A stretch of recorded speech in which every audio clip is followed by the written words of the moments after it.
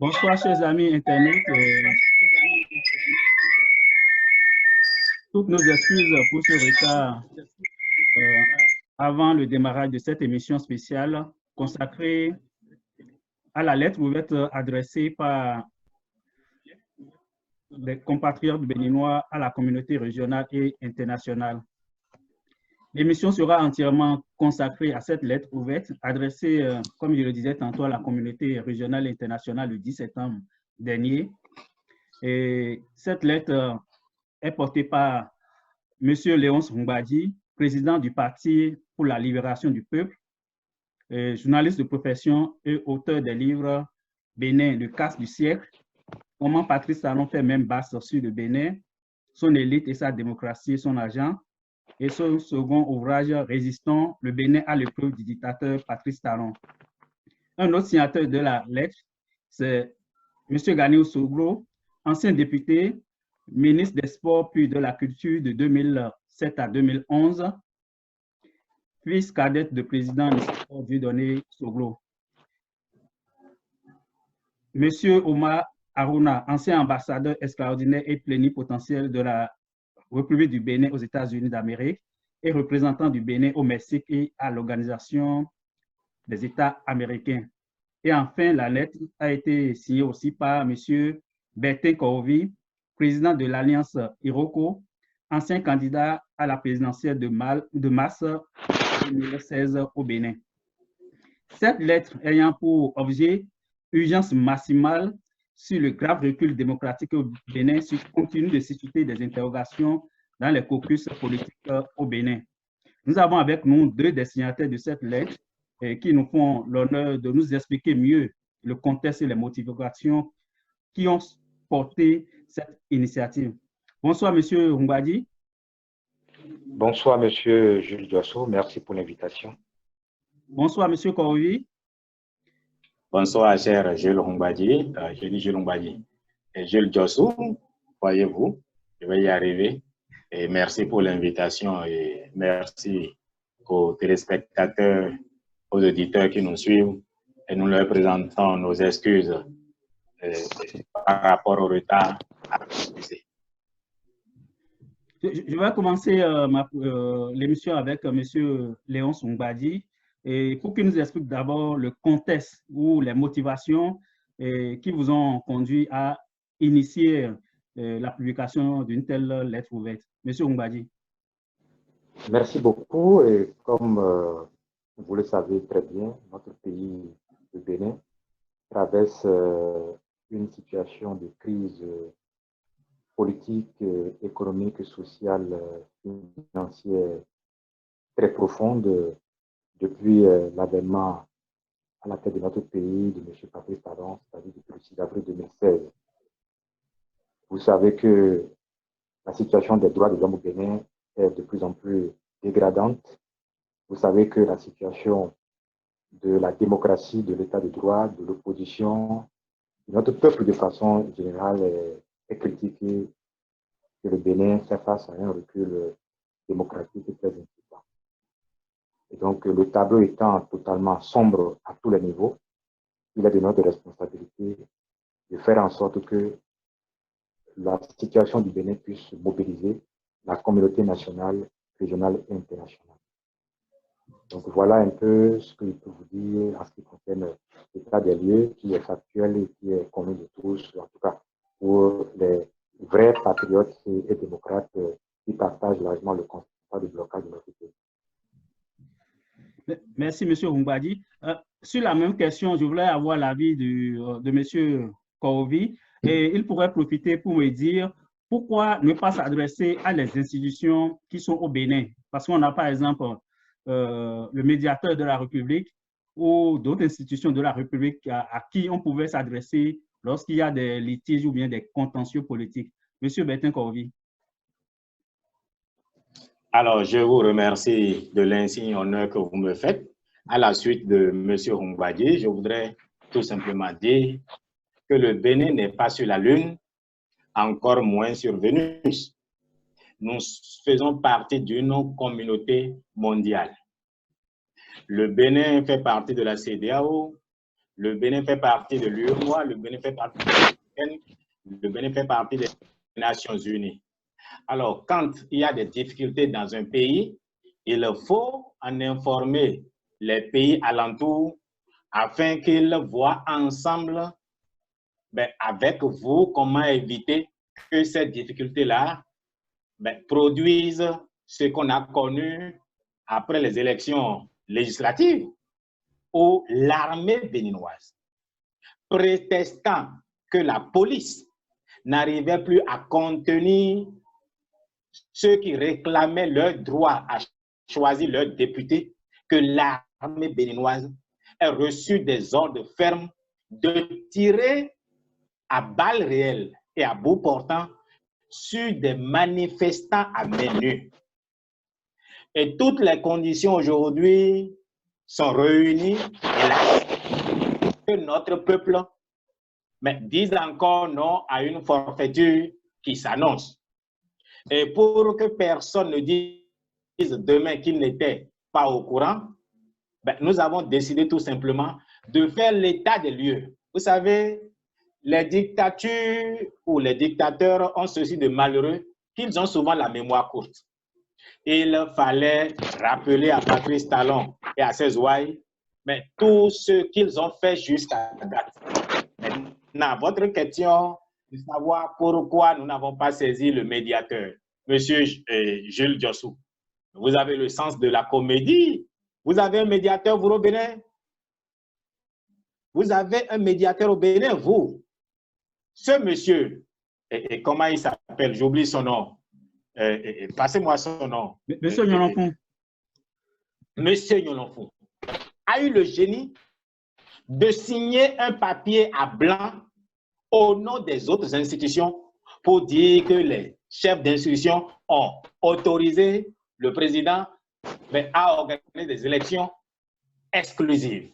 C'était faux parce que j'en ai la preuve formelle et il a dit, mais jamais Batoko n'a donné son approbation à ce qu'il y ait seulement BR et UP aux élections législatives de 2019. Mais Nyolonfou a été capable d'endosser une telle responsabilité.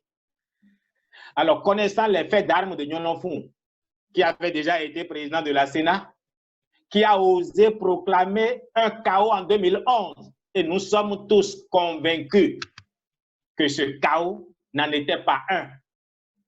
Moi, on ne peut pas projeter l'avenir sans s'intéresser au passé. Alors, Nyolonfou est tout sauf un médiateur, parce qu'il n'est plus crédible, hélas. Au demeurant, est-ce que Nyolonfou, médiateur devant Dieu, a besoin de nous qui sommes de la diaspora pour se rendre compte de ce qui se passe au Bénin? Nous avons estimé que aujourd'hui, toutes les institutions étant caporalisées par Patrice Talon, il ne servait à rien de jouer à la comédie démocratique qu'aiment souvent les dictateurs pour jouer la forme démocratique. Nous ne sommes plus en démocratie au Bénin et ainsi donc le médiateur n'a plus son sens, n'existe plus. Au demeurant, il est même là illégalement. Il est venu à terme. On aurait dû fermer déjà ses bureaux ou nommer une autre personne à sa place. Donc Nyolonfou n'est plus médiateur au terme de la loi au Bénin. Donc de ce point de vue, il n'y avait pas de quoi saisir Nyolonfou. Mais il faut être sincère, le besoin du peuple béninois, le besoin de la communauté internationale est d'avoir l'information. Nous avons informé chacun afin que personne ne dise qu'il n'était pas au courant. Donc voilà la démarche, c'est rien d'autre. Merci, M. Bertin Korovi. Je reviens à M. Léonce Mbadi.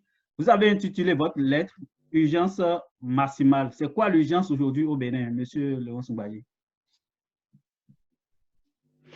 L'urgence au Bénin aujourd'hui, c'est la dégradation avancée de la situation du Bénin en matière des droits de l'homme, des droits humains, en matière de démocratie, des états de droit et de bonne gouvernance.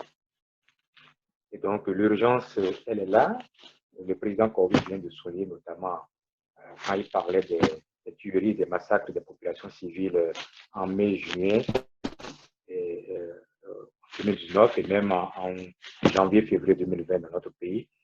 Et donc, ce n'est pas la première fois que nous saisissons les structures compétentes, que ce soit au plan national, au plan j'étais encore au Bénin, dans le cadre de nos activités aussi du Fonds pour le sursaut patriotique.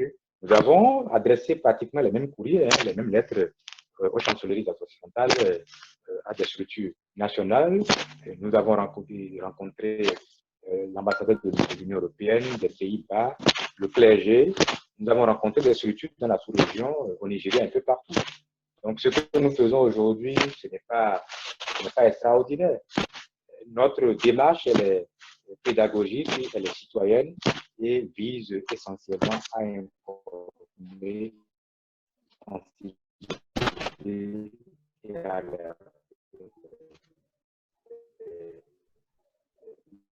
l'opinion nationale et internationale. Nous avons quelques difficultés techniques avec M. Léon Soumbadi. M. Soumbadi. M. Soumbadi, on ne vous entend pas du tout.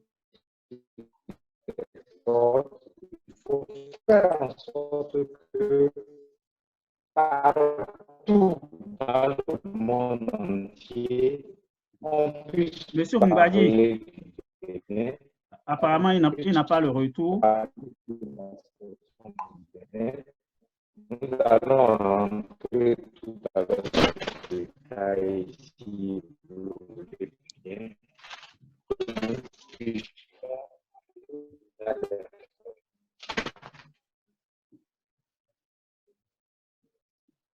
Monsieur Humbadi? Vous m'entendez? Non, pas du tout, on ne vous entend pas du tout. Non. Je vous entends, vous m'entendez? Non, non, non. Vous m'entendez? Je vais prendre d'abord M. Corvi, en attendant qu'on voit si votre connexion va se stabiliser. Vous m'entendez? Et je vous reviens. Oui.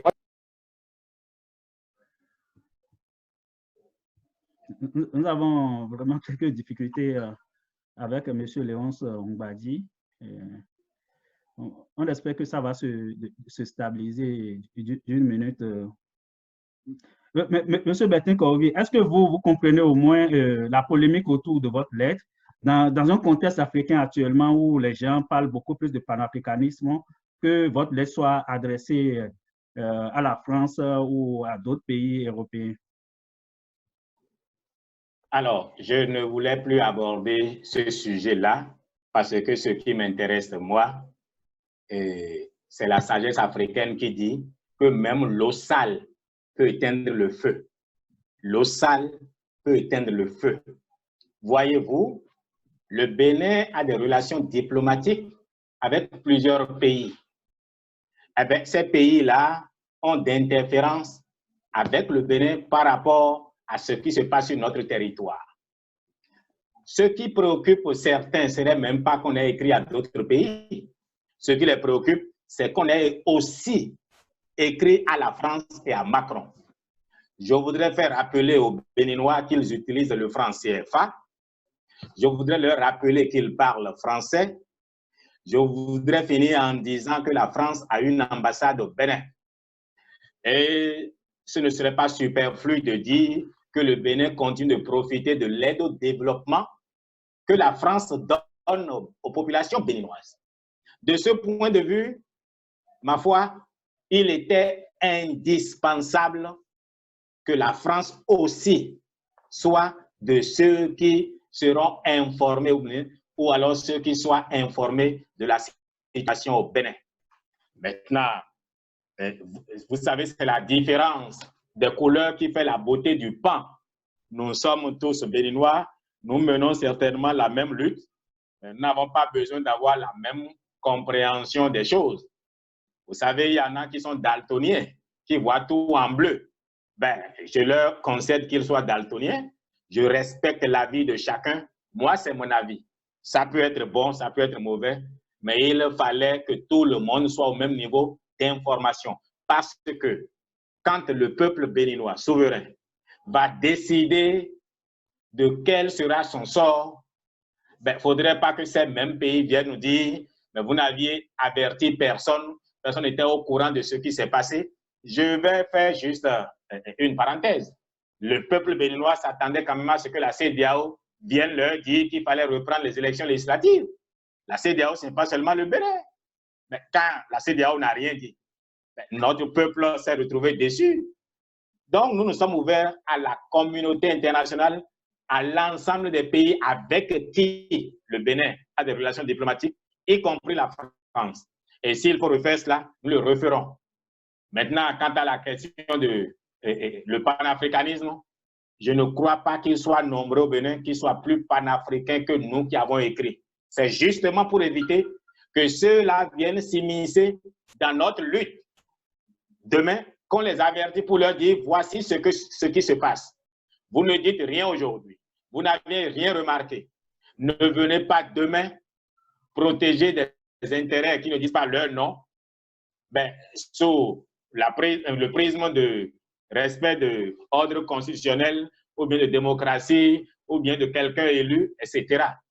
Donc voilà un peu. Je ne veux pas entrer dans la polémique. Chacun a voix midi à sa porte.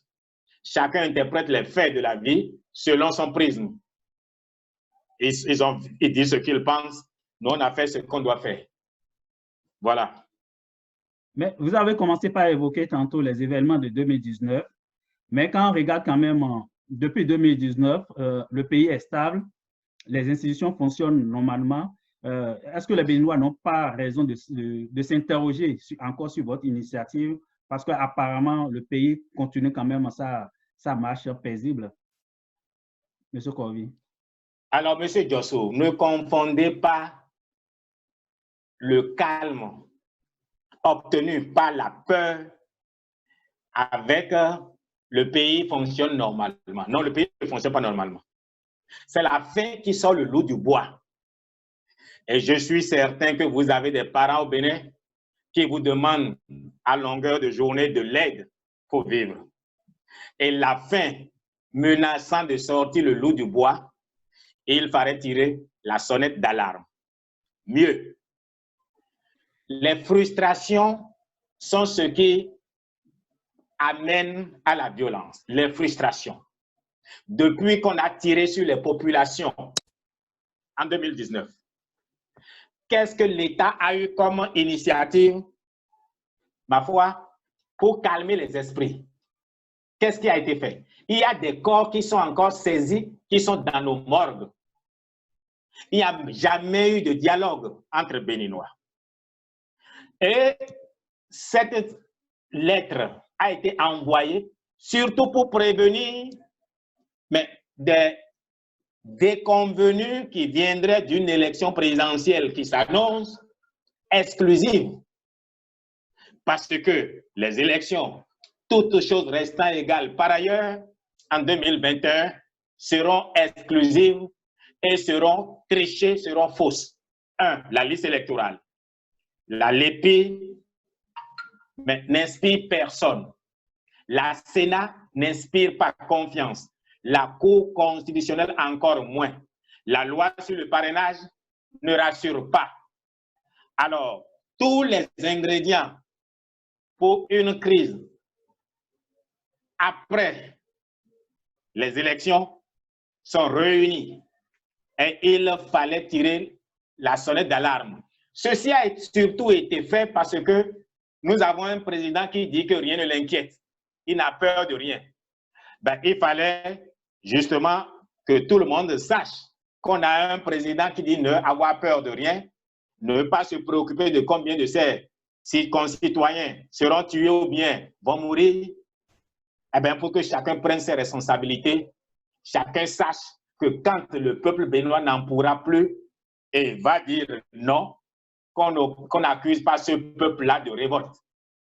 Vous savez, j'avais lu en 2015 sur la page Facebook de Aurélien Agbessi qui citait le président John Kennedy, qui dit « Ceux qui empêchent une révolution passive de se manifester, télécharge ou bien organise une révolution violente. Et nous sommes attachés à la paix, à la non-violence, à la concorde nationale, à l'unité nationale, et de ce point de vue, justement, que nous tirons la sonnette d'alarme pour que nous ne nous retrouvions pas devant des difficultés qui s'annoncent.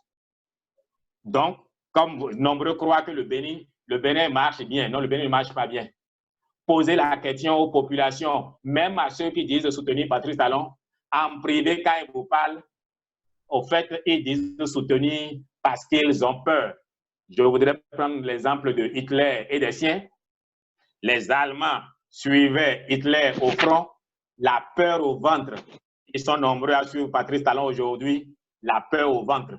Et nous avons décidé, nous, d'être ceux qui alarment ou alertent le monde entier et le peuple béninois par la même occasion pour que chacun prenne ses responsabilités et que personne ne dise demain qu'il n'était pas au courant. Aussi simple que cela. Merci, M. Corvi. Je crois que M. Humbadi est de retour. On va essayer de le prendre pour voir si sa connexion est meilleure actuellement. M. Humbadi, on a quelques difficultés techniques avec vous. On avait commencé par aborder les raisons. On a évoqué déjà les événements de 2019. Est-ce qu'il y a des éléments saillants, des éléments importants dans votre lettre, des éléments qui ont motivé votre initiative à part les événements de 2019? Aujourd'hui, en dehors des événements de 2019, vous avez dans nos prisons civiles au Bénin des dizaines de détenus politiques. Vous avez notre camarade Laurent Métaillon qui est en prison depuis 2 ans pour des raisons purement politiques. Vous avez Amis Draman, vous avez bien d'autres qui sont en prison pour leurs opinions. En dehors des personnes qui sont tuées, qui sont froidement assassinées, vous en avez d'autres qui sont en clandestinité. Vous avez aujourd'hui des milliers de Béninois qui sont en exil, en Afrique, dans les pays voisins du Bénin. Ils sont également en Europe, aux États-Unis et un peu partout. Ça, c'est la situation des droits de l'homme. Quand vous allez sur le terrain politique, vous savez aujourd'hui que le jeu politique aujourd'hui n'a plus de sens au Bénin. Vous savez aujourd'hui que le pouvoir a verrouillé, voire vicié totalement le jeu politique, le jeu électoral dans notre pays, et que toutes les formations politiques de l'opposition sont exclues de toutes les élections depuis l'avènement de Patrice Talon à la tête de notre pays. Et donc, le chaos qui se profile lentement mais sûrement à l'horizon est bien là. Et si nous sommes des citoyens, nous devons prendre très au sérieux l'évolution dangereuse de la situation dans notre pays et faire en sorte que nous puissions trouver les solutions justes et durables à cette crise qui frappe notre pays, qui le déchire, qui le rend meurtri, qui le rend saccagé, fragmenté, comme le dirait l'autre. Donc, convenez avec nous que la situation est critique et que nous devons alerter l'opinion nationale, régionale et internationale sur la question. Je voudrais également vous rappeler que c'est ce même travail que nous avons eu à faire ici dans la diaspora avec les parlementaires français, pour vous donner cet exemple précis, qui a permis d'interpeller le gouvernement français à l'Assemblée nationale. Le but, ce n'est pas de savoir ce que les gens font après, mais c'est de faire en sorte que les gens soient informés. Le Bénin n'existe pas dans un monde à part. Le Bénin appartient au monde, le Bénin appartient à une communauté. Et donc, nous devons faire en sorte que tous les membres de cette communauté-là soient suffisamment informés et sensibilisés sur ce qui se passe au Bénin. Vous savez que le régime que nous avons au Bénin est un régime qui ment beaucoup, est un régime qui intoxique et qui empoisonne l'opinion nationale, régionale et internationale. C'est un régime qui investit beaucoup dans l'intoxication, dans la propagande. Donc, si nous croisons les bras et que nous ne faisons rien pour montrer à l'opinion justement que ça ne va pas au Bénin, c'est que c'est la version du pouvoir de Cotonou que les gens vont entendre, que les gens vont écouter. Alors que cette version n'est pas une version réelle, elle est totalement fausse, elle est tronquée et truquée. Donc, c'est pourquoi Au niveau de la diaspora, les patriotes et béninois qui sont engagés sérieusement dans ce combat pour la libération de notre pays font, qu'on appelle, mènent des activités sur le terrain au niveau des différents pays dans la diaspora pour faire en sorte que les structures qui ont soit des liens historiques ou quelconques avec notre pays, des pays qui ont des liens d'amitié ou de coopération avec le Bénin, puissent être informés qu'au Bénin, depuis tout au moins le 6 avril 2016 jusqu'à aujourd'hui, ce qui se passe est inacceptable, intolérable, et que nous ne devons pas croiser les bras, nous ne devons pas rester silencieux face aux atrocités du régime de M. Patrice Talon. Je lis un extrait de votre lettre. Ici, les prochaines élections présidentielles sont prévues en 2021, mais le régime despotique de M. Patrice Talon ne montre aucun signe d'ouverture pour les élections présidentielles apaisées, libres, inclusives et transparentes. Monsieur Corvi, qu'attendez-vous exactement par rapport aux prochaines élections? Mais comme le disent tous les Béninois, ce que nous attendons tout simplement, c'est que les conditions qui ont permis à Patrice Talon, réfugié en France, ayant écrit au président français, ayant saisi plusieurs pays et organisations, afin que le président Yahya Boni, qui l'accusait à raison ou à tort de vouloir intenter à sa vie, lui permette de rentrer chez lui et d'être candidat. Et le génie béninois a pu animer et habiter le président Yahya Boni afin que M. Patrice Talon puisse effectivement rentrer chez lui, être candidat, être éligible, être élu et être investi président, et que le pouvoir lui soit transféré. Nous attendons que ce minimum-là soit rempli. Nous ne pouvons pas imaginer qu'un pays comme le Bénin organise des élections où on exclut les autres par des lois. Des lois scélérates. Vous devez quand même vous souvenir de ce que Patrice Talon a dit. Selon lui, pour être réélu, ce n'est pas le bilan du président qui compte. C'est la façon dont il empêche la compétition. C'est la façon dont il tient les grands électeurs selon lui. C'est la façon dont il détruit les partis politiques et les met à sa solde. C'est la façon dont les députés sont à sa solde, les met à sa solde. Et il a réalisé, il n'a fait que ça durant 4 ans. Les 83 députés, soi-disant, sont nommés par lui. Et pour pouvoir les nommer, on a dû tirer sur les populations. Comment voulez-vous que nous puissions accepter des lois votées par de tels personnages, élus prétendument dans ces conditions? Sur 77, mais 71 sont à sa solde, nommés par lui. Mais comment voulez-vous qu'on croit en ces maires-là? Ce qui fait que tout ce qui est voté comme code électoral n'a aucun sens. Il faut que les Béninois s'asseyent, qu'ils dialoguent, qu'ils trouvent comment mettre à plat les lois qui excluent 95% des populations à pouvoir choisir un président en bonne et conscience. Les populations peuvent choisir Patrice Talon si elles estiment que ce qu'il fait est ce qu'il faut. Mais il faut que le peuple ait le droit, que le peuple ait la capacité de faire un choix. Donc, ce que nous attendons, c'est aussi simple que cela. Ce n'est même pas que ceux qui sont prétendument députés et qui auraient voté des lois abrogent des lois, non. Et on attend de Patrice Talon de prendre un décret et de reconnaître que le 28 avril 2019, il n'y a jamais eu élection législative et d'en tirer les conséquences. N'ayant pas eu d'élection législative le 28 avril 2019, ce qu'on dit avoir été voté comme loi cesse d'exister. Si ce n'est pas le cas, c'est le peuple béninois qui devra dans la paix, la non-violence, la discipline, la concorde, l'entente cordiale, mais de façon festive, eh bien, manifester son ressenti par rapport à ce qui se prépare.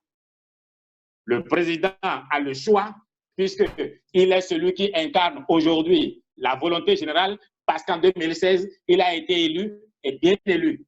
Mais après lui, plus personne n'a réellement été élu par le peuple.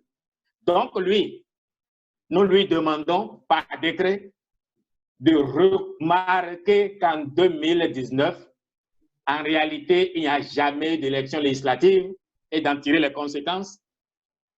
Et qu'en 2020, remarquez aussi la même chose, parce que la conséquence de son décret, remarquant que les conditions d'une élection législative juste et équitable n'ont pas été remplies en 2019, eh bien, ça résout toute la suite des problèmes que nous avons et nous irons aux élections avec les lois qui ont permis à Patrice Talon d'être candidat en 2016 et être président aujourd'hui. C'est à cette condition et à celle-là seule que nous serons tous artisans de paix. Et je crois que Patrice Talon est artisan de paix, quoi qu'il ait dit, entre-temps, qui mettrait pour un temps la paix en difficulté. Vu son incapacité aujourd'hui d'assumer que c'est lui qui a donné des ordres afin que l'armée tire à Kadion et sous d'autres cieux, ça voudrait dire le résultat qu'il a vu ne l'enchante pas. Donc voilà ce que nous voulons. Nous voulons tout simplement que le constat soit fait que les conditions n'ont jamais été remplies pour une élection législative à la mesure de ce que le Bénin a connu jusqu'au 28 avril 2019 et qu'on retourne à nos lois qui étaient là avant que ce Parlement de sang soit installé. On ne demande pas plus, on ne demande pas moins.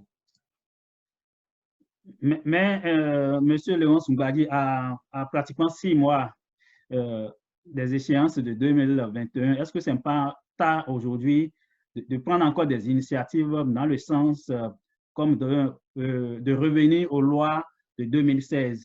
Est-ce qu'il n'y a pas d'autres pistes pour pouvoir quand même garder la stabilité du Bénin? Je vais être clair et ferme avec vous. Nous ne sommes pas dans une course électorale ou électoraliste. Le combat d'aujourd'hui, c'est un combat pour libérer le Bénin. C'est un combat pour restaurer la démocratie et l'état de droit au Bénin.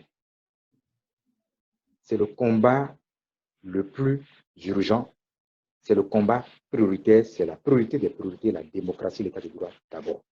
Parce que si nous ne menons pas ce combat-là, pour sortir notre pays des sentiers battus, pour remettre le Bénin sur les rails de la démocratie, tout le reste serait vain, totalement vain.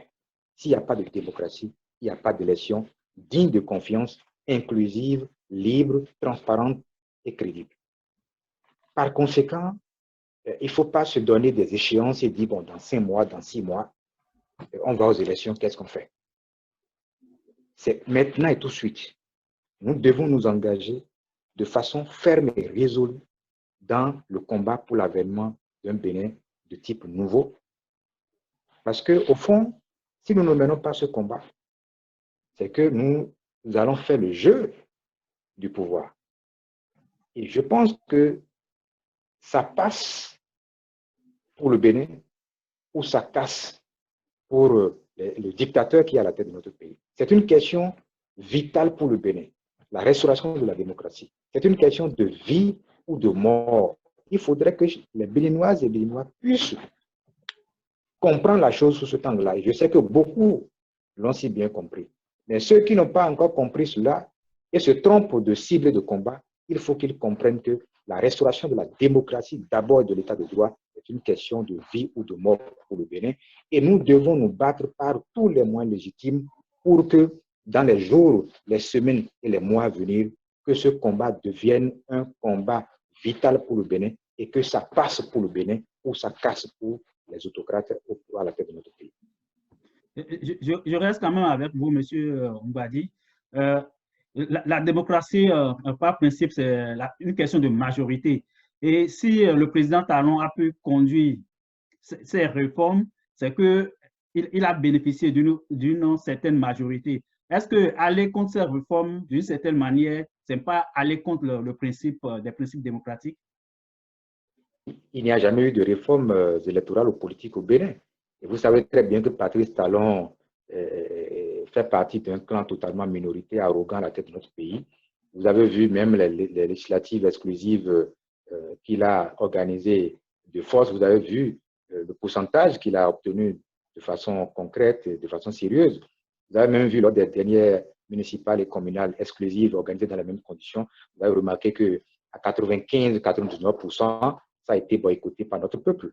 Donc, dès lors, M. Patrice Talon n'a pas la majorité des Béninois avec lui. Il gouverne avec un clan minoritaire. Donc, il n'y a jamais eu de réforme politique ou électorale dans notre pays. Et c'est même pour cela que je rejoins le président Karoubi qui dit nous devons aller aux assises nationales pour retracer tracer un nouveau chemin pour notre pays afin de faire en sorte que nous puissions avoir une gouvernance de probité, une gouvernance patriotique qui puisse permettre au Bénin de repartir sur de nouvelles bases. On en a véritablement besoin et on ne peut pas définir une nouvelle base saine, sereine et constructive pour l'avenir du Bénin sans ceux qui sont en exil, sans ceux qui sont en clandestinité, sans ceux qui sont en prison. Et les familles des personnes qui ont été assassinées, elles ont besoin d'avoir la justice pour leurs parents, pour leurs enfants, pour leurs frères, pour leurs mamans. Et donc, tout ceci, nous devons le faire de façon pragmatique pour que, dans les plus brefs délais, en tout cas sans délai, que les exilés, que les conditions nécessaires soient créées pour que les exilés puissent rentrer dans leur pays pour apporter leur contribution au développement du Bénin et que ceux qui sont en prison pour des raisons politiques, pour des raisons comment on appelle, purement politiques, qui puissent quitter la prison parce qu'ils n'ont pas leur place en prison. Et ceux qui sont en clandestinité, ceux qui sont dans les maquis puissent quitter la clandestinité et rentrer dans leur pays pour que nous puissions aller aux états généraux du peuple pour remettre notre pays en mouvement. Mais avant ça, il y a quand même des préalables et c'est pour cela que nous disons il faut rétablir d'abord la démocratie, il faut abroger toutes les lois scélérates et liberticides qui sont votées. Nous avons parlé du code électoral, nous avons parlé de la charte des partis politiques, nous avons parlé du code du numérique. Aujourd'hui, quand vous critiquez le gouvernement sur les réseaux sociaux, on vous envoie la police, on vous envoie l'armée, et puis on vous jette en prison, on vous donne 2 ans, 5 ans de prison ferme. C'est inadmissible. Donc vous convenez avec moi que nous ne sommes plus en démocratie parce que c'est dans les États voyous qu'on observe ces genres de pratiques dictatoriales. Donc voilà un peu ce que je peux vous répondre. Monsieur Bertin Karoubi, malgré les événements que l'opposition dénonce depuis 2019, on constate dans une certaine mesure une indifférence quand même de la communauté internationale ou bien de la CEDEAO. Est-ce que cette indifférence ne signifie pas que, comme je l'avais évoqué tantôt, les gens estiment que tout est normal, tout va bien au Bénin? Très bien. Alors, vous venez justement de résumer dans votre question, mais pourquoi le besoin d'informer la CEDEAO, l'Union africaine, les Nations unies, bref, les pays alentours du Bénin, y compris la France, de ce qui se passe réellement au Bénin? Parce que je ne veux pas vous poser la question, mais vous savez que ce qui se passe au Bénin n'est pas du goût des Béninois. Vous les écoutez, vous les entendez, vous les suivez. Alors, puisque cela n'est pas du goût des Béninois, si la communauté internationale jusqu'à date n'a rien dit, c'est parce que justement elle n'a pas eu les informations qu'il fallait. Je vous ferai une confidence sans aller dans les détails. Il s'est trouvé des Béninois pour aller voir, mais ma foi, des représentants d'une organisation mondialement connue par rapport à une religion. Mais ce représentant a dit, mais mon patron dit, mais les populations béninoises ne disent rien. Nous recevons de partout des plaintes des citoyens et des croyants, Mais tant qu'on ne verra pas les populations l'exprimer, nous ne pourrons rien dire au gouvernement parce qu'on ne viendra pas faire la politique à votre place. Et c'est de ce point de vue qu'il a été effectivement décidé de mettre à la disposition de ceux que vous évoquiez tantôt, mais le ressenti des Béninois, le bilan de Patrice Talon depuis qu'il est président, ceux qui sont morts, date, nom et prénom, lieu, ceux qui sont en prison, nom et prénom, lieu de détention, etc. Ceux qui sont en exil, nom, prénom et tout ce qu'il faut afin qu'ils puissent vérifier. Maintenant, ce ne sera pas à eux de venir faire la politique à la place des Béninois. C'est les Béninois, ce sont les Béninois qui doivent décider de ce qu'ils veulent faire de leur pays. Si le peuple béninois estime qu'il a élu Patrice Talon pour qu'il vienne canarder ceux parmi eux qui ne sont pas d'accord avec sa gouvernance, on avisera. Si le peuple béninois estime qu'il a élu Talon pour qu'il mette tous ceux qui critiquent sa gouvernance en prison, on avisera. Personne ne fera la volonté du peuple à sa place. Par contre, c'est de notre devoir, nous, de mobiliser le peuple. C'est de notre devoir, nous, de mettre à la disposition du peuple et de la communauté internationale ce qui se passe au Bénin. Nous n'avons rien inventé. Vous pouvez parcourir tout le texte. Si vous trouvez une seule ligne qui n'est pas factuelle, eh bien, sortez là. Nous allons vous présenter nos excuses et nous allons faire acte de contrition. Nous n'avons que compiler des faits, rien que des faits. Parce que justement, nous aimons profondément notre pays pour ne pas tomber dans la diffamation, dans l'affabulation. Donc, la communauté internationale, la CEDEAO n'a rien dit en 2019 parce que justement la CEDEAO n'a pas eu les informations qu'il fallait. Et ceux qui attendaient que la CEDEAO vienne s'exprimer, faire la politique à leur place, ben, en ont eu pour leur grade. Nous avons décidé aujourd'hui d'informer le monde. Nous l'avons surtout décidé parce que l'élection présidentielle est l'élection des élections. L'élection présidentielle est l'élection des élections. On peut accepter qu'on mette fermer les yeux sur qu'on nous envoie des godillots à Porte-Nouveau. On peut accepter qu'on nous envoie, passez-moi l'expression, quelques farfelus au titre de maire. C'est même, on peut, aujourd'hui que le pouvoir central a fait signer de force, violant la loi sur la décentralisation, au maire un contrat qui dit que c'est le gouvernement central qui doit faire le travail du maire. Ce qui fait d'ailleurs qu'aujourd'hui, on parle d'alphaltage ou bien de goudronnage à Cotonou, à Parakou, et on l'attribue au président. Non, dans la loi béninoise de la décentralisation, c'est du domaine, c'est du ressort du maire. Et c'est ce qui fait d'ailleurs que les partenaires au développement qui finançaient les villes ont décidé de ne plus financer les travaux des villes parce que ces partenaires-là estiment que ce n'est pas du ressort de l'État central de faire ce rôle-là. Alors bref, si la CEDEAO n'a rien dit, c'est tout simplement parce que la CEDEAO n'a pas écouté les Béninois s'exprimer. Or, nous avons dit l'élection présidentielle engageant la responsabilité de tout le monde, la volonté générale, nous allons mettre à disposition du monde entier ce qui se prépare afin que personne ne soit surpris demain quand le peuple béninois dira « ya, basta ». C'est-à-dire ça suffit. Donc voilà un peu, surtout la démarche, et je vous remercie à travers votre question d'avoir répondu à tout le sens même de l'émission. Merci beaucoup, M. Corvi. Je ne sais pas si M. Léonce Ongbadi est toujours avec nous.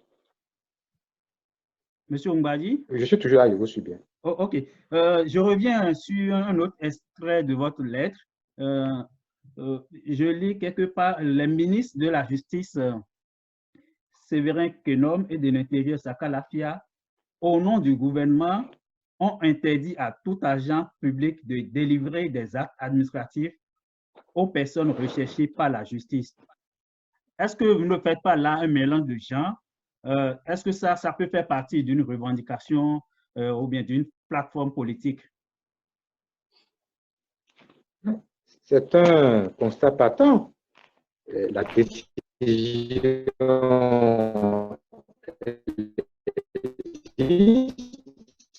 oh là là. Et elle a déjà frappé beaucoup de personnes parmi nous. Vous m'entendez? Oui, oui, allez-y. Oui. Vous m'entendez? Oui, c'est okay, bon, d'accord. allez-y. Oui. Donc, je disais que la décision existe. Donc, ce n'est pas une invention. Et que beaucoup parmi nous sont déjà frappés, touchés par cette décision-là.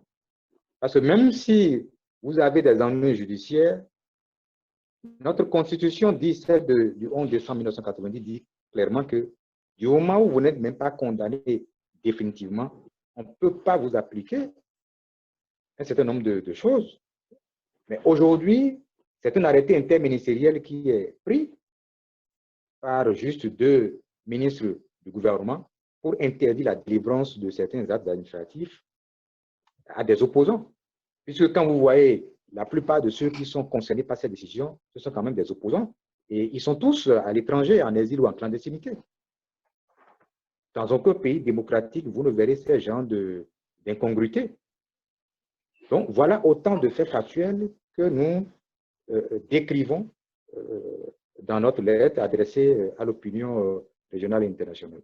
Donc, ce n'est pas une invention. Il y a des exemples patents qui sont là. Je crois même que le président Kaouvi lui-même, il est concerné par cette décision. Il y a d'autres exilés qui sont concernés par cette décision. Il y a le ministre Komi Kouché, le président Sébastien Adiavon, le président Aliadi Soglo, le ministre Djenotin. Beaucoup parmi nous sont concernés par cette décision-là. Nous avons même, je peux vous donner cet exemple-là pour terminer, que nous avons même des gens parmi nous dont les enfants n'ont pas pu bénéficier de certaines pièces, soit pour aller à l'école ou bien pour répondre à certaines obligations administratives. Ok, merci M. Léonce Mbadi. Nous acheminons pratiquement vers la fin de l'émission. Aujourd'hui, ça fait environ, je crois, la lettre a été publiée le 10 septembre. Ça va faire bientôt 1 mois. Est-ce que déjà vous avez commencé par avoir des retours, que ce soit au niveau de la sous-région ou bien à l'international, M. Bertin Kaouvi? Alors, avant d'aller au retour qu'on pourrait avoir ou pas, je voudrais répondre aussi à la dernière question. Mais la présomption d'innocence est sacrée. Je voudrais prendre le cas de Patrice Talon lui-même, qui était à Paris, à qui on aurait refusé d'établir un sauf-conduit pour qu'il puisse quitter. Mais la France pour la Côte d'Ivoire, le Bénin, on a vu tout ce qui s'est passé. On a vu Alcré et c'est pour monnaie ici. Mais la présomption d'innocence, et même au Bénin, même si vous êtes condamné, c'est-à-dire jugé condamné, vous restez toujours béninois. Est-ce que vous pouvez imaginer que moi, Kaouvi, je n'ai plus droit à l'acte de naissance qui montre que je suis béninois? Vous trouvez ça normal, vous? C'est-à-dire, on m'oblige à être apatride. Je ne suis plus béninois. Au terme d'un arrêté, d'une signature de 2 individus, on fait de moi quelqu'un qui n'est pas béninois parce que je n'ai pas droit à l'acte de naissance du Bénin.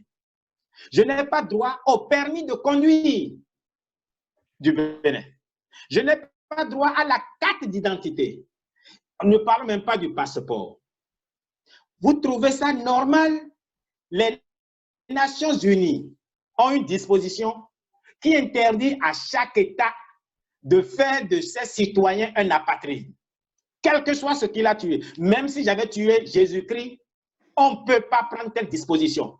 Et je ne parle pas de moi, Bertin Kaouvi. Je parle de tout le monde. Ceci étant dit, moi j'ai aujourd'hui un passeport bleu des Nations Unies qui me permet de me déplacer sur toute l'étendue de la terre, sauf naturellement aller au Bénin, provoquer Patrice Talon, qui serait mécontent de voir que j'ai un passeport. Et dans chaque aéroport, je suis plus protégé que si je brandissais un passeport béninois. C'est encore mieux. Et grâce à cette décision, aujourd'hui, je suis connu par le monde entier. Et je voudrais dire merci, Monsieur le Président Patrice Talon, parce que vous m'avez ouvert des portes au-delà de ce que je pouvais imaginer. Maintenant, ceci étant dit, nous nous battons pour des principes. Parce que ce qui nous arrive aujourd'hui peut arriver à d'autres demain. Nous allons les défendre s'ils étaient dans les mêmes conditions. Comme on a défendu Patrice Talon quand il était en exil. Maintenant, est-ce qu'on a reçu des réponses? Mais ça pleut de partout. De partout, les réponses pleuvent. Parce que les gens même sont surpris, ils disent, mais ce n'est pas possible, on ne croit pas à ce que vous dites. On croyait que c'était une petite crise, une tempête dans un verre d'eau, mais ce que vous avez écrit là nous surprend. Il y en a même qui veulent nous recevoir et échanger de visu pour confronter leur ressenti par rapport à l'image qu'ils avaient du Bénin et ce qu'ils découvrent. Et tenez-vous tranquille, d'autres ont dit qu'ils ont contacté sur le territoire national, mais des organisations qui ont confirmé lettre pour lettre, virgule pour virgule, point pour point, ce qui est contenu dans ce qu'on a écrit. Que du reste, ils croyaient être faux au départ. Donc oui, bientôt nous allons parcourir le monde entier, être reçus dans des palais. Je suis sûr que nombreux seront encore mécontents de nous voir certainement à l'Élysée et dire mais pourquoi c'est eux? Bon, s'il y en a qui veulent me suivre, ils peuvent bien préparer leur valise. Je veux dire que c'est eux qui m'ont mandaté pour signer. Ben, il y en a qui seront malheureux de nous voir. En tout cas, je dis l'Élysée. Le reste, je ne dirai pas. Donc, oui, nous avons des réponses des organisations. Nous avons des réponses dont on ne va pas donner la teneur ici. Mais enfin, le monde découvre la laideur de la dictature de Patrice Talon et s'étonne, se surprend. Voilà. Monsieur Léon Mbadié, je voudrais prendre sur la question de la lettre ouverte, peut-être déjà à votre mot de fin, pour fermer cette parenthèse. Et peut-être j'aurai une ou deux questions d'actualité à vous poser avant qu'on ne clôture réellement l'émission. Aujourd'hui, quelles sont vos grandes attentes par rapport à cette lettre ouverte? Je crois qu'on a été bien inspiré. Et cette lettre, si elle n'existait pas, il fallait l'écrire. Et les polémiques qu'on appelle nourrir, entretenir, ça et là, tout ceci quand même a permis à la lettre d'être lue de par le monde entier. Et comme l'a dit le président Bertin Kovi tout à l'heure, nous-mêmes, en tant que signataires, nous avons été surpris agréablement des échos favorables que nous avons eus. Il y a même des structures que nous n'avons pas ciblées au départ, qui nous ont appelés d'elles-mêmes pour demander à nous rencontrer ou bien à avoir des visioconférences avec nous afin que nous puissions leur donner des informations détaillées. J'ai devant moi des retours d'ambassades, de chancelleries, d'organisations régionales et internationales, que ce soit dans les questions des droits de l'homme, dans les questions de liberté de la presse, dans les questions de développement et autres. Nous avons beaucoup de retours. Je crois au total, nous avons 19 retours que j'ai devant moi et que nous pouvons en son temps mettre à la disposition des uns des autres pour que les gens comprennent tout le sérieux du travail que nous faisons. Donc, c'est pour vous dire que nous n'allons pas nous arrêter en si bon chemin. Nous allons continuer le combat. Le combat, il se mène sur le sol national et dans la diaspora. Et dans la diaspora, dit que de faire en sorte que tout le monde entier puisse savoir qu'il y a quelque chose qui ne va pas au Bénin, puisse avoir les informations nécessaires. Parce qu'une chose est de crier, l'autre chose est de pouvoir être entendu. Donc, et pour être entendu, il faut mettre à la disposition des gens des informations factuelles, des informations vérifiables, des informations crédibles, des preuves, des documents, tout ce qu'il faut pour montrer que aujourd'hui au Bénin, depuis plus de 4 ans, notre démocratie est en deuil, la démocratie n'existe plus, elle est saccagée, elle est détruite, elle est totalement démolie, et que nous devons tirer sur la sonnette d'alarme pour faire en sorte que le Bénin puisse retrouver sa démocratie, ses libertés qui sont confisquées. Je vais aborder rapidement, on va aborder rapidement deux ou trois questions d'actualité, mais vous aurez à la fin quand même vos mots de fin, que ce soit pour revenir sur la lettre ou bien si vous avez d'autres points qu'on n'a pas abordés, que vous souhaitez aborder. La première chose, c'est, on a remarqué ces derniers jours des échanges houleux entre des personnalités qui se réclament quand même de l'opposition, pour ne pas les citer, M. Candide Azanaï ou Léonce et quoi à Rossi. Mais quel est votre avis par rapport à ces polémiques au sein même de l'opposition, M. Bertin Korovi? Bon, j'ai eu l'insigne honneur d'échanger avant même qu'il n'écrive sa lettre avec le président Nicéphore Dieudonné Soglo, qui se désolait déjà des échanges peu indiqués entre gens de menant la même lutte ou prétendument la même lutte. Et quand j'ai lu sa lettre, il invite à ce que nous fassions table rase de ce qui nous divise et nous préoccupions de ce qui nous réunit. C'est de ce point de vue que je laisse, ma foi, cette question-là à ce que chacun voulant forcément vite avoir la victoire du peuple, eh bien, en vient à oublier l'essentiel. Donc, je ne vais pas commenter ces guerres entre combattants. Ça arrive, c'est surtout quand on est pressé d'avoir du résultat. Cela s'entend. J'ai écouté sur l'émission de Suleiman Harouna, un autre, je crois hier ou avant-hier, dont je ne nommerai pas le nom, mais qu'est-ce qu'il n'a pas dit? Mais puisque nous allons prendre la sagesse du président Soglo, nous n'allons pas répondre. Vous savez, les réseaux sociaux ont fait que même les querelles de clocher qui devraient rester entre couples se retrouvent agrandis. Donc, s'il n'y avait pas les réseaux sociaux, on n'aurait jamais entendu ce que Azanaï pense de Ahossi et la réplique d'Ahossi n'aurait pas aussi su. C'est les réseaux sociaux qui enflent ces genres de débats. Aussi, les réseaux sociaux ont fait aussi que beaucoup de cancres qui ne sont pas nouveaux, hein. Le monde a toujours connu des cancres et des cons, mais les réseaux sociaux leur donnent l'opportunité de s'exprimer. Enfin, permettez-moi de ne pas commenter et de ne pas argumenter. Je veux m'en tenir à ce que le président Soglo a dit. C'est la lutte qui est le plus important. Et le plus important, justement, c'est que nous travaillons à ce que notre peuple exprime son ressenti. Si le peuple estime que ce qu'il vit avec Patrice Talon est ce qu'il lui faut, eh bien, nous ne pourrons rien faire. Nous allons nous mettre derrière le peuple. Mais nous ne voulons pas ça pour le peuple. Et le peuple exprime son désamour de ce qui se passe et nous l'y aidons. Voilà. Monsieur Léonce Mbadi, est-ce que vous avez des commentaires par rapport à ces supercutes entre opposants? Non, vous savez, ça fait bientôt 5 ans que nous sommes dans ce combat de vie ou de mort pour notre pays. Je n'ai de leçons à donner à personne.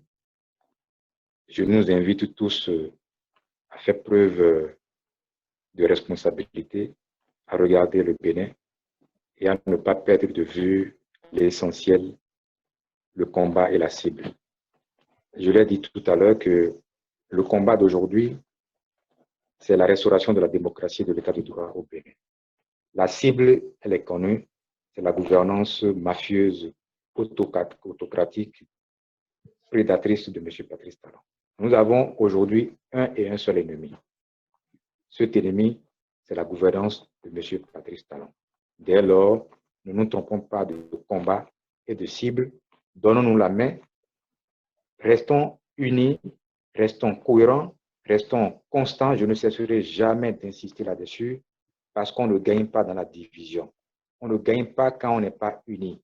On ne gagne pas quand on ne parle pas d'une seule et même voix. On ne gagne pas quand on tire dans tous les sens. On gagne lorsqu'on est unis.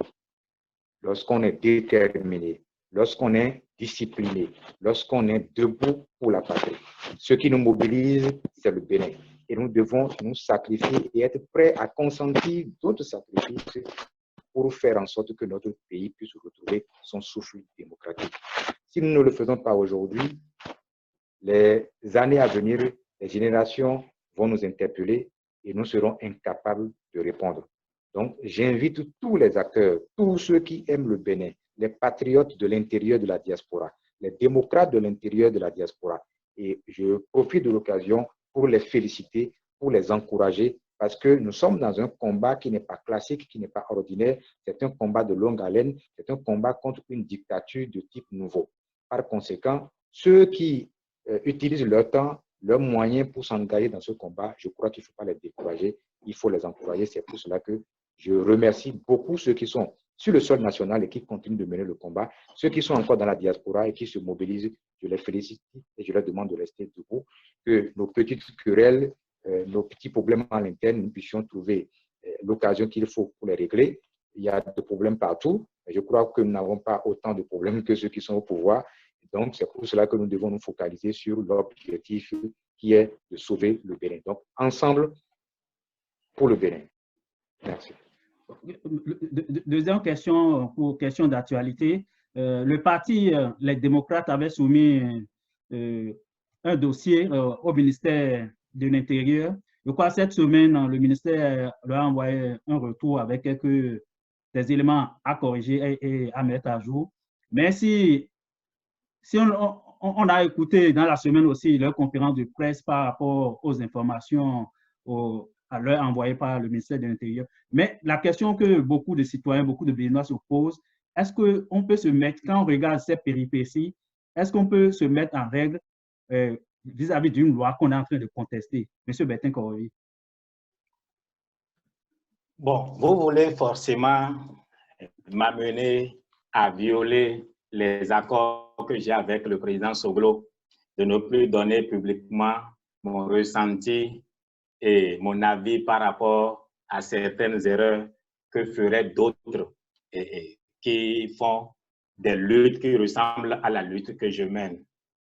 Bon, je vais vous laisser philosopher vous-même et réfléchir parce que je ne sais pas quoi vous répondre, mais si il m'appartenait, moi, de prendre une décision, je crois que je ne me mettrais pas dans la posture à me conformer à une loi votée par un Parlement que je ne reconnais pas, ou du reste, qui a été élu dans les conditions que nous connaissons, et Parlement dont je rejette une partie des lois. Parce que le problème est celui-ci. Vous ne pouvez pas sélectionner des lois qui vous plaisent, vous conformer à ces lois-là, pour par la suite dénoncer d'autres. C'est une question de logique. Mais j'ai commencé par apprendre qu'en politique au Bénin, ben, c'est des contorsions qu'on fait. On dit politique, oui, politique, oui. Bon, alors, donc, mettons ça dans politique, oui. Est-ce qu'ils ont raison? Est-ce qu'ils ont tort? Je n'en sais rien, ils ont fait un choix.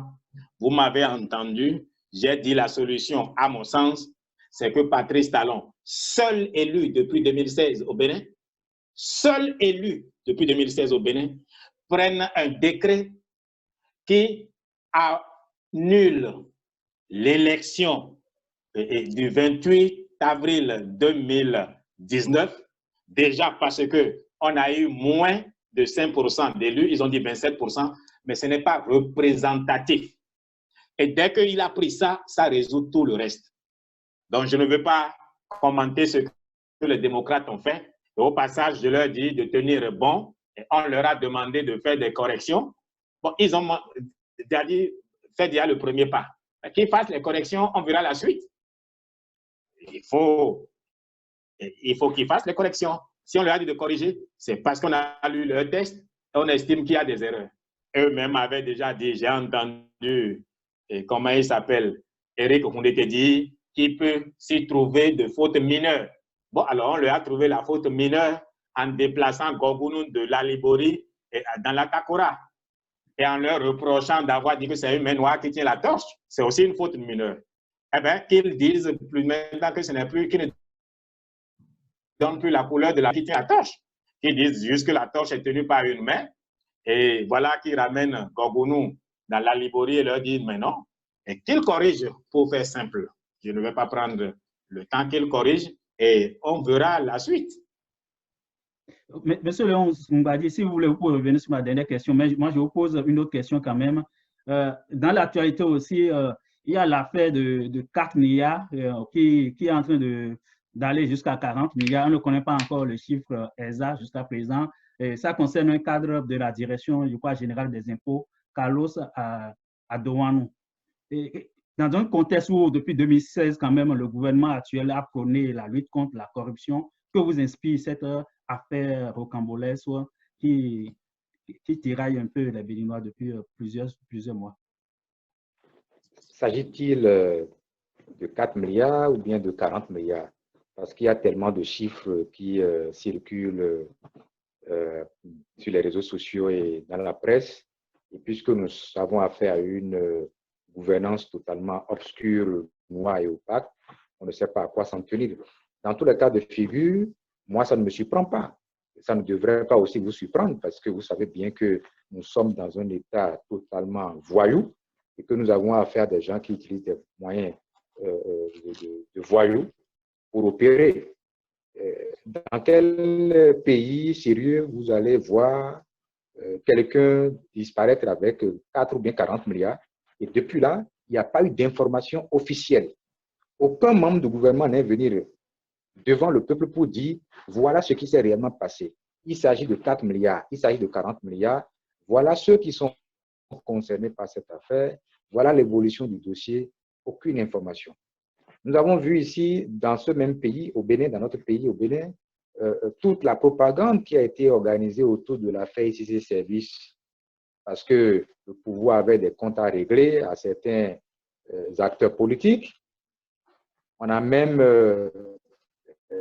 comment on appelle, diffusé en direct le procès ICC Services.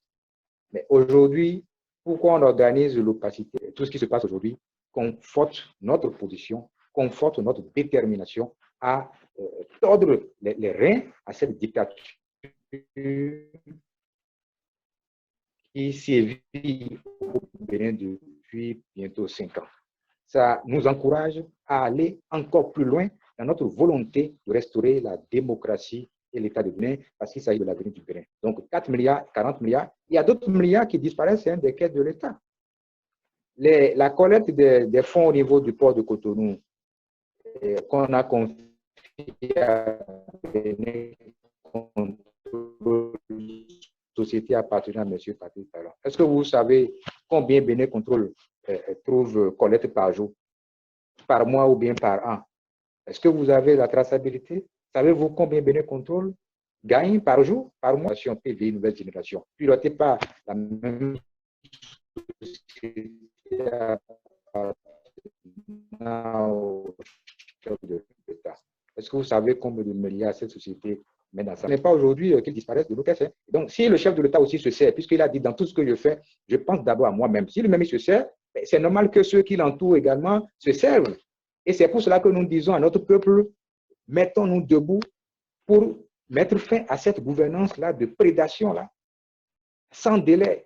Parce que si ça continue, c'est tout le Bénin qui va s'effondrer, totalement, tous les compartiments de notre société qui va s'effondrer. Donc, il est de notre responsabilité de faire en sorte que la gouvernance de Patrice Talon, là, que ça ne dure pas. Si ça dure encore plus, les dégâts seront tellement énormes que plus tard, il nous sera difficile de redresser le pays. Je vous remercie. Merci, M. Léon. Je vous laisse en même temps la parole pour votre mot de fin.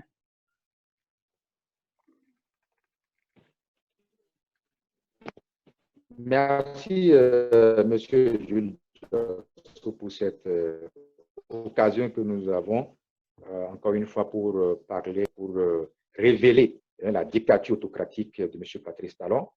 C'est une lettre, comme nous l'avons si bien expliqué, que nous avons eu à écrire pour alerter l'opinion régionale, sous-régionale et internationale sur la gravité de la situation qui prévaut au Bénin, sur le grave recul démocratique au Bénin et le chaos qui se profile à l'horizon dans la perspective des élections présidentielles et d'autres événements à venir.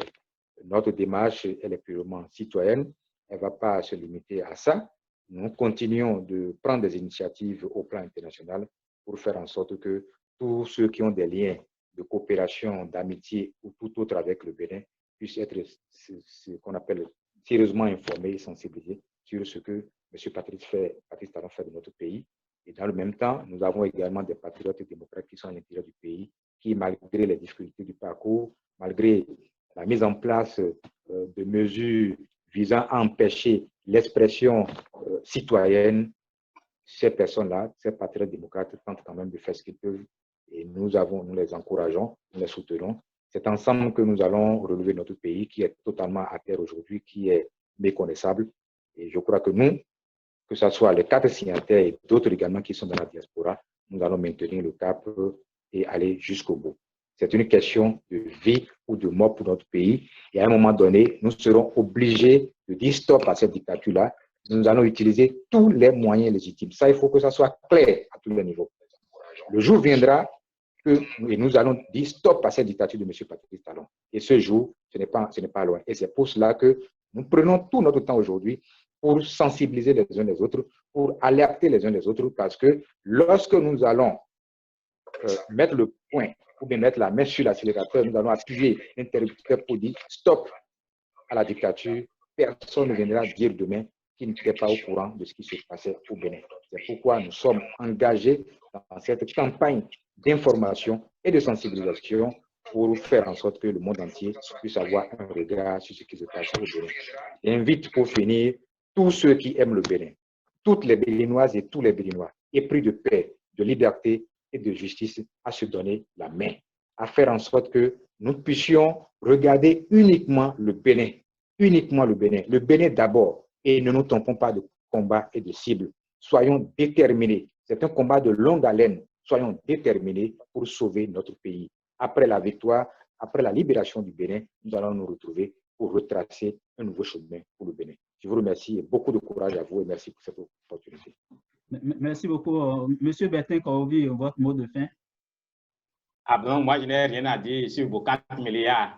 Vous avez la possibilité, si vous avez des commentaires par rapport à cette question, vous pouvez les partager avant de conclure l'émission. Oui. Bon, moi, financier, économiste, je n'accuse même pas celui qui serait parti avec 4 milliards, même si c'était même 4 millions. C'est la procédure de gestion des fonds au ministère qu'il faut accuser. Comment peut-on laisser de l'espèce à cette hauteur-là à un individu? Même si on dit que c'est des fonds, en réalité, qui ont été collectés à partir des contentieux. Ces fonds-là devraient être déposés directement dans les comptes du Trésor public, au lieu qu'on les amène en espèces, parce qu'on parle de gestion d'espèces ici. C'est ce détail-là qu'on ne vous donne pas. Vous-même, M. Diosso Jules, si je vous confiais 4 milliards en espèces, je suis sûr qu'avec vos beaux yeux, vous allez remarquer forcément une secrétaire dans vos environs ou bien une femme aux fesses en bandoulière qui va vous pousser à faire des dépenses. La réalité.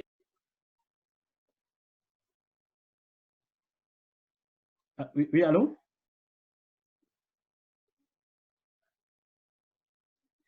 On a perdu monsieur. Oui, on a perdu monsieur Bertin Kaovi. Je crois qu'on est pratiquement au thème de cette émission. Je vais simplement remercier les internautes qui sont restés avec nous jusqu'à la fin, malgré les petits désagréments techniques qu'on a connus. Mais je crois que l'essentiel du message est passé et je les remercie pour leur fidélité. Demain, on se voit pour... Cette émission était une émission spéciale. Demain, on va se voir pour notre émission du dimanche qui sera un regard croisé sur le PAG avec 4 invités. L'émission est prévue pour demain à 20h de Cotonou. Donc, merci beaucoup à tous les internautes et puis on se donne rendez-vous demain. Merci beaucoup à vous. Merci, M. Léon Soumali. Merci beaucoup.